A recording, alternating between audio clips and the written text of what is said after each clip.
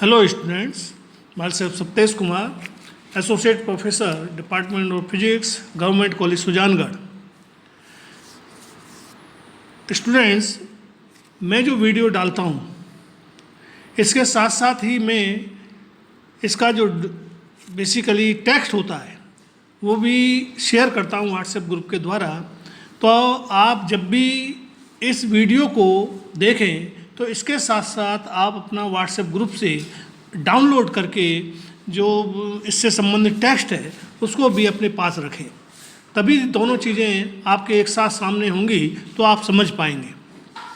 कल के वीडियो में हम अति फिल्म से व्युत्करण, मोटी पारदर्शी फिल्म में व्युत्करण और पतली फिल्म का रंगीन दिखाई देना, हालांकि ये हम डिस्कस कर चुके हैं, लेकिन फिर भी मैं एक बार पुनः इन चीज़ों को या इन टॉपिक्स को डिस्कस करना चाहूँगा। तो अति पतली फिल्म से तात्पर्य यह होता है कि यदि फिल्म की मोटाई जो टी है वो उस पर आपतित होने वाले प्रकाश की तरंग दैर्ध्य की तुलना में बहुत कम हो, अर्थात T is very very less than lambda, तो फिल्म अति पतली फिल्म की श्रेणी में आती है। और इस स्थिति में परावर्तित किरणों के मध्य जो पथांतर होता है उसमें ट्वाइस म्यू कॉस आर का मान लैम्डा बाई 2 की तुलना में नगण्य होता है। परिणामतः आपतन कोण के किसी भी मान के लिए या अपवर्तन कोण आर के किसी भी मान के लिए परावर्तित प्रकाश में फिल्म विनाशी व्युत्करण के कारण अदीप्त दिखाई देती है, क्योंकि किरणों के मध्य हमेशा पथांतर लैम्डा बाई 2 बना रहता है। इसी तरह यदि पतली फिल्म को परावर्तित प्रकाश के स्थान पर पारगमित प्रकाश में देखा जाए तो फिल्म दीप्त दिखाई देती है, क्योंकि पारगमित किरणों में पथांतर ट्वाइस म्यू कॉस आर का मान सभी आपतित कोणों के लिए लगभग शून्य ही होता है। और जब पथांतर शून्य होता है तो संपोषी व्युत्करण की प्राप्ति होती है और फिल्म आपको दीप्त दिखाई देती है। इसी तरह हम मोटी पारदर्शी फिल्म में व्युत्करण पर बात करें तो मोटी पारदर्शी फिल्म में टी का मान आपतित होने वाले प्रकाश की तरंग दैर्ध्य की तुलना में बहुत अधिक होता है। परिणामतः जो डेल्टा एक्स है या पथांतर है उसमें twice mu cos are minus lambda by 2 में ट्वाइस म्यू कॉस आर का जो एक तरीके से योगदान है वह लैम्डा बाई 2 से बहुत अधिक होता है। परिणामतः हम पथांतर को ट्वाइस म्यू कॉस आर ही ले सकते हैं। इसलिए मोटी फिल्मों के केस में सभी आई और आर के लिए, चाहे आई का मान कुछ भी हो चाहे आर का मान कुछ भी हो, यदि हम थोड़ा सा भी परिवर्तन करेंगे टी में आई में या आर में, तो फिल्म के एक छोटे से प्रभाग में बहुत सारी संपोषी व विनाशी व्युत्करण की स्थितियां पैदा हो जाती हैं। परिणामतः उनकी मिक्सिंग से आपको पता ही नहीं पड़ेगा कहाँ दीप्त व कहाँ अदीप्त फ्रिंजें बन रही हैं। और यह स्थिति ऐसी है कि जिसमें फिल्म आपको पूरी तरह एक समान दीप्त सी दिखाई देती है, तो मोटी फिल्म में आपको फ्रिंजें दिखाई नहीं देती। अब बात आती है कि पतली फिल्म जैसे साबुन का बुलबुला या पानी के तल पर पड़ी हुई जो तेल की बूंद होती है उससे बनने वाली जो फिल्म है वो आपको रंगीन दिखाई देती है। तो फिल्म का रंगीन दिखाई देना भी व्युत्करण के कारण ही होता है, क्योंकि व्युत्करण के कारण आपके अलग अलग कलर्स के लिए, अलग अलग रंगों के प्रकाश के लिए संपोषी व्युत्करण की स्थितियाँ अलग अलग बनती हैं, जिससे फिल्म के अलग अलग स्थान पर अलग अलग रंग आपको दिखाई देते हैं। या यदि किसी दूसरे शब्दों में यदि किसी पतली फिल्म को परावर्तित या पारगमित श्वेत प्रकाश में देखा जा रहा है तो दोनों ही स्थितियों में पथांतर अपवर्तन कोण आर या आपतन कोण आई पर निर्भर करता है। इसलिए यदि फिल्म के एक ही बिंदु को अलग अलग कोणों से देखा जाए तो उस बिंदु पर अलग अलग रंग की किरणों के लिए संपोषी व्युत्करण की शर्त पूरी हो सकती है। परिणामतः फिल्म का यह बिंदु आँख की स्थिति बदलने से, यदि हम आँख की स्थिति बदलेंगे अर्थात आई या आर का मान बदलेंगे, तो उस ही बिंदु पर कभी एक रंग दिखाई देगा, कभी दूसरा रंग दिखाई देगा। इस तरह वहाँ पर रंग बदलते रहेंगे। आँख की स्थिति बदलने के साथ रंग बदलते रहते हैं। यदि संपूर्ण फिल्म को एक साथ आँख को स्थिर रखते हुए देखा जाए तो फिल्म के हर बिंदु के संगत अपवर्तन कोण R या आपतन कोण I अलग अलग होगा। इसका प्रभाव ये होगा कि यदि हम आँख को स्थिर रखते हुए फिल्म के अलग अलग बिंदुओं पर दृष्टि डालते हैं तो अलग अलग रंगों की प्रकाश किरणों के लिए संपोषी व्युत्कर्ण की शर्त संतुष्ट हो सकती है। परिणामतः फिल्म के अलग अलग हिस्से अलग अलग कलर्स के या अलग अलग रंगों के दिखाई देते हैं, जिससे कि फिल्म आपको रंगीन दिखाई देती है। अब बात आती है कि यदि फिल्म को, जो आपकी पतली फिल्म है या मोटी फिल्म है, इनको देखने के लिए, इनमें व्युत्कर्ण की घटना का एक तरीके से प्रेक्षण करने के लिए कि व्युत्कर्ण की घटना हम प्रेक्षित कर पाएँ, हमें विस्तृत स्रोत की आवश्यकता क्यों पड़ती है। तो जैसा कि चित्र में प्रदर्शित है, चित्र को देखने से स्पष्ट है कि पतली फिल्म के द्वारा स्पष्ट व्यक्तीकरण देखने के लिए विस्तृत स्रोत की आवश्यकता पड़ती है।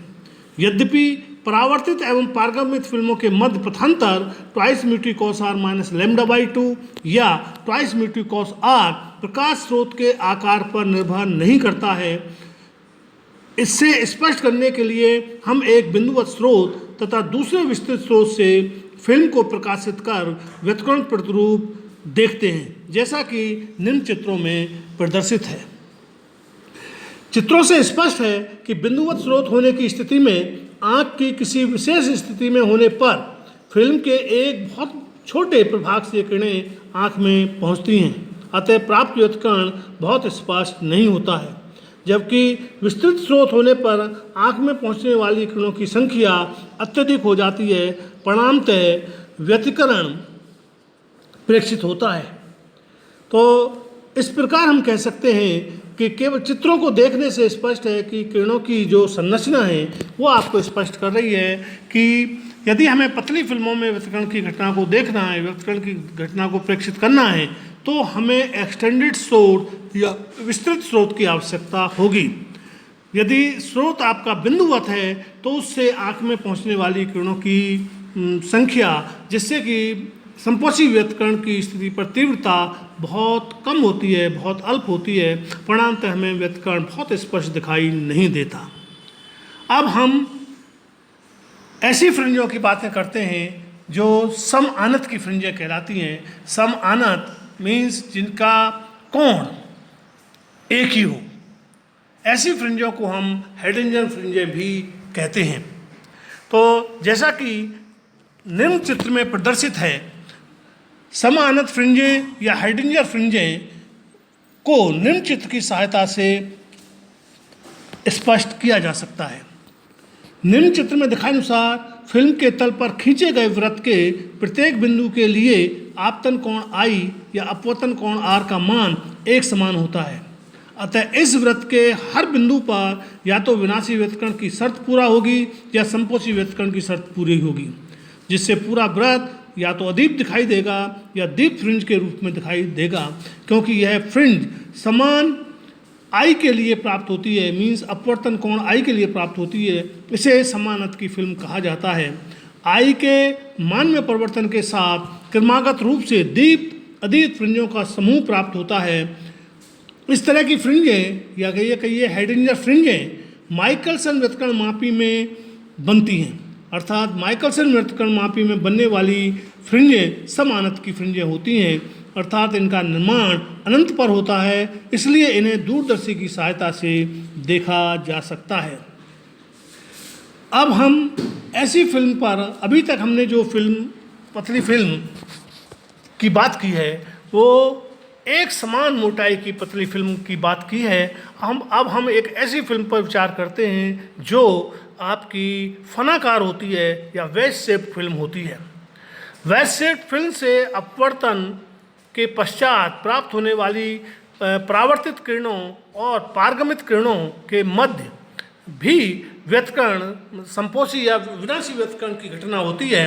और इसके लिए जो मैथमेटिकल या इसके लिए जो गणितीय विवेचना है वो हम निम्न प्रकार व्यक्त कर सकते हैं। फनाकार फिल्म,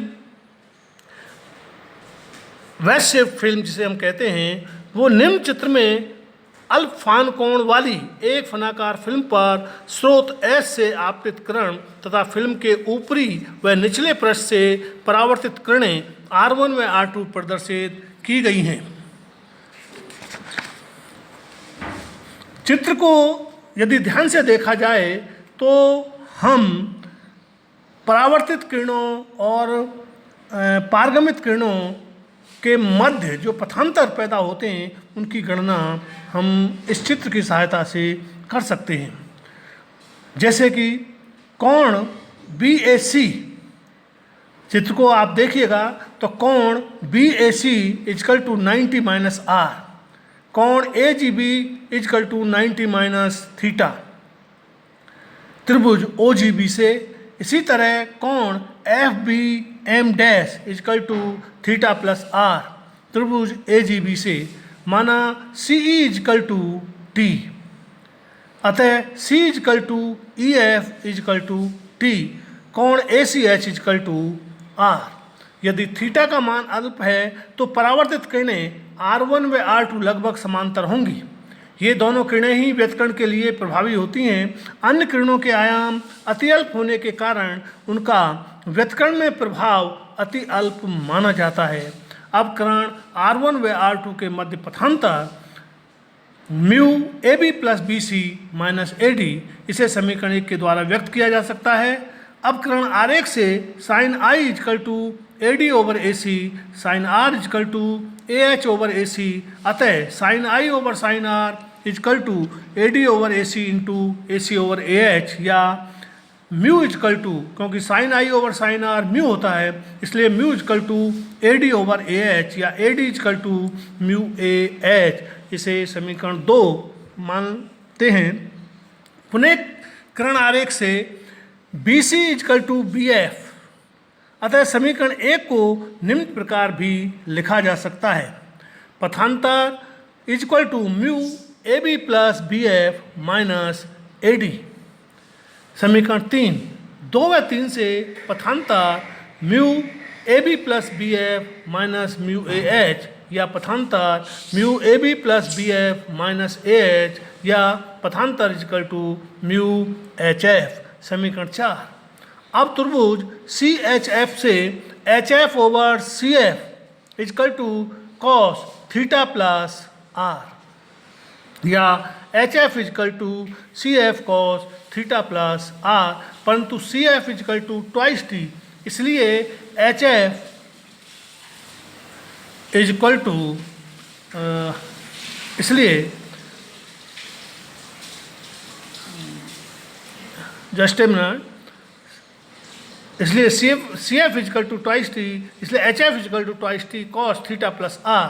समीकरण 5, समीकरण 4 में 5 से मान रखने पर पथांतर twice mu T cos theta plus R। समीकरण 6, यदि फनाकार फिल्म पर प्रकाश का आपतन अविलंबित हो तो R का मान लगभग 0 होता है, इसलिए पथांतर equal to twice mu cos theta. समीकरण 7, अब क्योंकि किरण R1 में परावर्तन के कारण अतिरिक्त कलांतर पाई या पथांतर लैम्डा बाई 2 पैदा होता है, जबकि R2 में ऐसा कोई कलांतर या पथांतर पैदा नहीं होता है, अतः R1 व R2 के मध्य प्रभावी पथांतर delta x equal to twice mu T cos theta minus lambda by 2। समीकरण 8, संपोषी व्यतकरण के लिए यह पथांतर n लैम्डा के बराबर होना चाहिए, अर्थात यदि पथांतर n लैम्डा के बराबर है तो जिन स्थितियों के लिए जो भी प्रतिबंध आएगा वह संपोषी व्यतकरण के लिए होगा, और यदि यह पथांतर n प्लस 1/2 लैम्डा के बराबर है तो इन स्थितियों में आपका विनाशी व्यतकरण की प्राप्ति होगी। इससे आगे हम अगले लेक्चर में डिस्कस करेंगे। यदि मैं आपको फिर दोबारा कह रहा हूँ कि जब भी आप इस वीडियो को देखें तो इसके साथ ही इससे संबंधित जो ड्राफ्ट है जो आपको व्हाट्सएप ग्रुप पर भेजा गया है उसको डाउनलोड करें और उसको अपने सामने रखें, तभी दोनों वीडियो और ये जो आपका टेक्स्ट है, इन दोनों को आप देखेंगे, एक साथ पढ़ेंगे, तो ही आपकी चीज़ें समझ में आएंगी। यदि आपके समझ में फिर भी कहीं प्रॉब्लम है, कहीं आपको किसी तरह का कुछ पूछना है, तो आप मुझसे कांटेक्ट कर सकते हैं, मैं आपको उपलब्ध हूँगा। थैंक यू, धन्यवाद। जाने कैसे डॉक्टर साहब मार दिया है।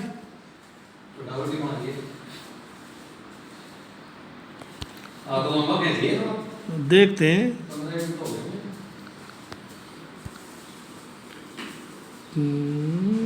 यस, ये तो हो गया क्विट। अब मैं जाऊं, कहाँ जाऊं? यू हैं? अरे हाँ यार, इसको बंद तो करूं यार, ये मैं भूल जाता हूँ यार, ये समस्या बहुत भारी है।